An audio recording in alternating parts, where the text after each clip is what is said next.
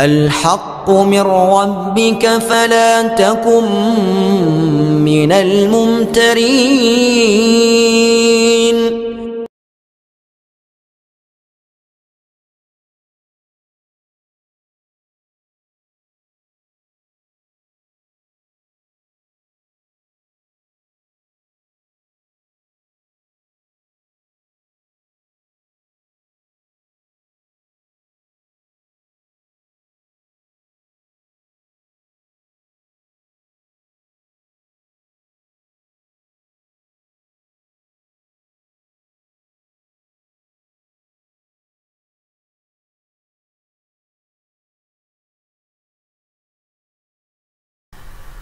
Bismillahirrahmanirrahim. Assalamualaikum warahmatullahi wabarakatuh. Alhamdulillahi rabbil alamin. Wassalatu wassalamu ala nabiyyina Muhammadin wa ala alihi wa ashabihi ajma'in, amma ba'd.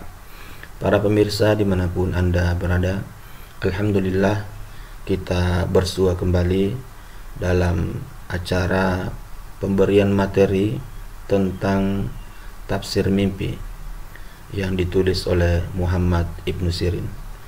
Kali ini kita masuk ke materi inti dari tafsir mimpi Ibnu Sirin, yang materi inti ini terdiri atas 54 poin.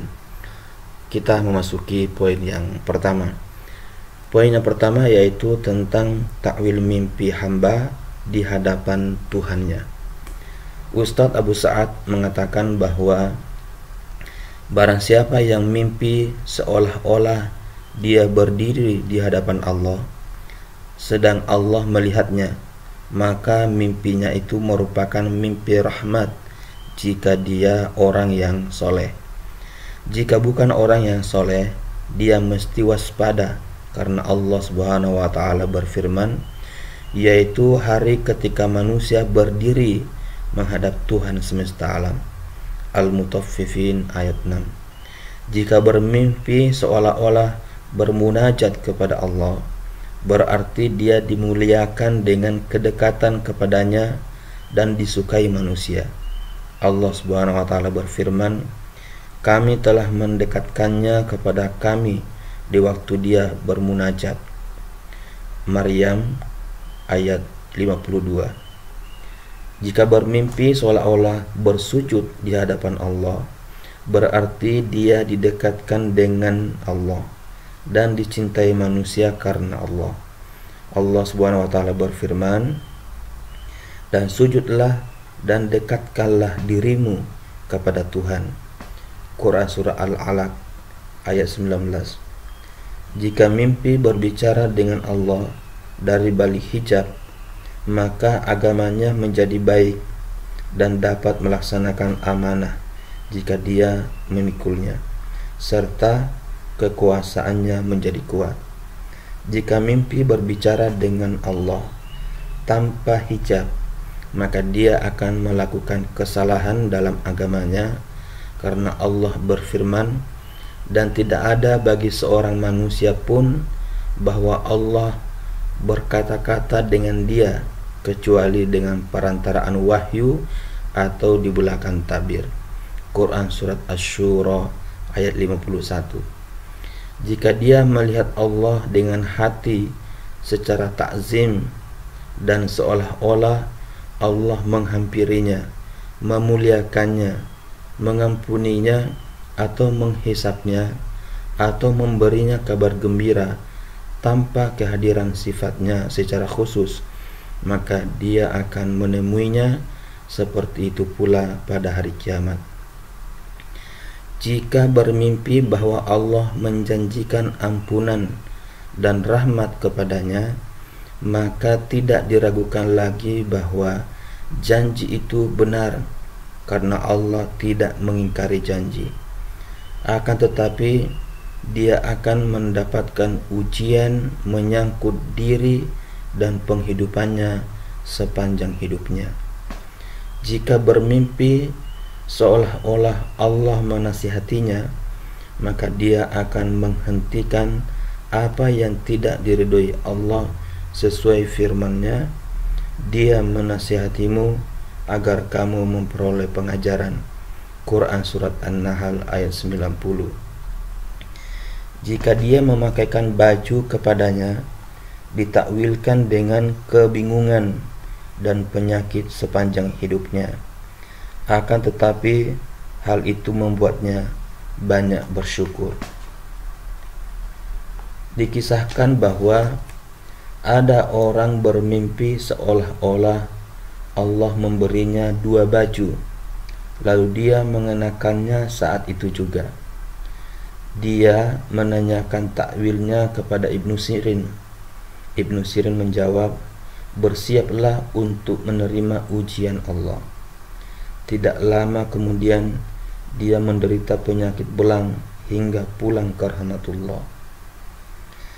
Jika dia melihat cahaya yang membuatnya kebingungan dan tidak membuatnya meraih kejelasan, maka dia takkan meraih manfaat dari usahanya sepanjang hayatnya. Jika bermimpi bahwa Allah memberinya nama dengan namanya atau nama lain, maka dia dapat mengatasi persoalannya dan mengalahkan musuhnya. Jika bermimpi bahwa dia, yaitu Allah, memberinya suatu harta dunia, maka hal itu merupakan ujian yang menjadi sarana diperolehnya rahmat Allah. Jika bermimpi seolah-olah Allah murka kepadanya, hal itu menunjukkan kemurkaan orang tua kepadanya. Jika bermimpi seolah-olah orang tuanya memurkainya, hal itu menunjukkan pada kemurkaan Allah terhadapnya, karena Allah Subhanahu wa ta'ala berfirman, hendaklah kamu bersyukur kepadaku dan kepada kedua orang tuamu. Luqman ayat 14. Dalam sebuah hadis ditegaskan, ridho Allah berkenaan dengan keridhaan orang tua, dan kemurkaan Allah berkaitan dengan kemurkaan orang tua. Yang lain mentakwilkan bahwa barang siapa yang bermimpi seolah-olah Allah murka kepadanya, maka dia akan jatuh dari tempat yang tinggi, karena Allah Subhanahu wa ta'ala berfirman, dan barang siapa ditimpa oleh kemurkaanku, maka sesungguhnya binasalah ia. Quran Surat Toha ayat 81. Jika bermimpi seolah-olah dia jatuh dari benteng, langit atau gunung, hal itu menunjukkan pada kemurkaan Allah kepadanya. Jika bermimpi seolah-olah dirinya berada di hadapan Allah di suatu tempat yang diketahuinya, maka akan meratalah keadilan dan kesuburan di tempat itu. Binasalah penduduknya yang zalim, dan dimenangkanlah penduduknya yang dizalimi. Jika bermimpi seolah-olah dia melihat kursi Allah, niscaya dia meraih nikmat dan rahmat Allah. Jika mimpi melihat patung, lalu dikatakan kepadanya, inilah Tuhanmu, atau dia menduga bahwa itu merupakan Tuhannya, lalu dia menyembah dan bersujud kepadanya, berarti dia akan berkubang dalam kebatilan yang dianggapnya sebagai kebenaran. Inilah mimpi orang yang mendustakan Allah. Jika mimpi seolah-olah dia mencaci Allah, maka dia akan mengingkari nikmat Allah dan tidak rela terhadap ketetapan Allah Subhanahu wa ta'ala. Demikian para pemirsa, bagian pertama dari 54 bagian tentang tafsir mimpi Muhammad Ibnu Sirin. Mudah-mudahan bermanfaat. Lebih kurangnya mohon dimaafkan. Billahi taufik wal hidayah. Assalamualaikum warahmatullahi wabarakatuh.